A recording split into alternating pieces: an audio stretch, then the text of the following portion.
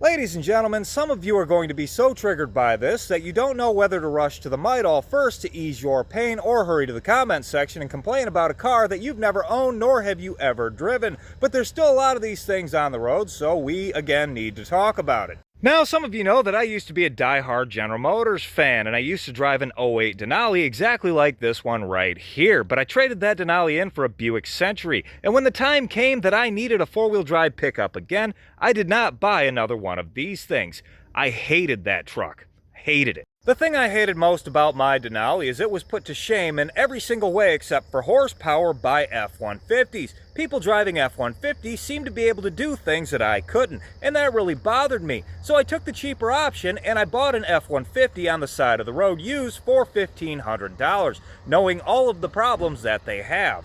I bought one of these. Mine was an '05, this one's an '08, so there are a few mechanical differences, mainly different timing sprockets, spark plugs, and the '05 had more valve cover bolts than the '08, but for all intents and purposes, one of these. Now, it's worth noting that I bought that truck because it was cheap and four-wheel drive, not because I wanted an F-150, but I did grow to love that truck. The suspension was firmer, the steering was faster, and it was a lot better in the snow. It wasn't entirely without problems. The front hubs tore out a couple of times before I locked them in permanently, and at that time, every other truck in my garage was an F-150 with a timing issue or an oil pressure-related timing issue. Those are problems my truck never had in about 300,000 miles. I eventually got rid of that truck and bought this truck right here with the same engine, only even less valve cover bolts, and it was beautiful. I know it's rusty now, but there was a time this was a good-looking truck.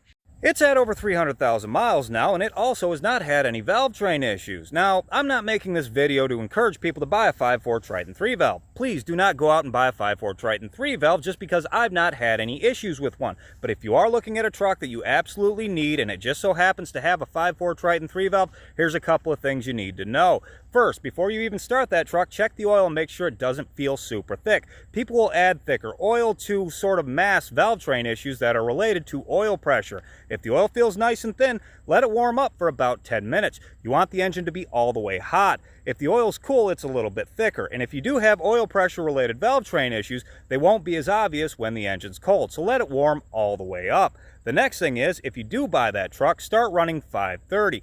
520 is a little bit thinner, and honestly, the engine was designed using 530. 520 is government oil. Just don't put that crap in a 5.4 Triton 3-valve, and you should be fine. If you weren't triggered yet, here's my punchline. I know at the time this engine was manufactured, the other engines it was competing with were probably better, at the very least more reliable. But if this engine were manufactured today to compete with today's engines, I think this one would fare quite well. Oh, I did not just say that for the entire world to hear. You guys can spank me in the comments, but seriously, what is your favorite modern V8? And by modern, I mean produced in the past 5 years.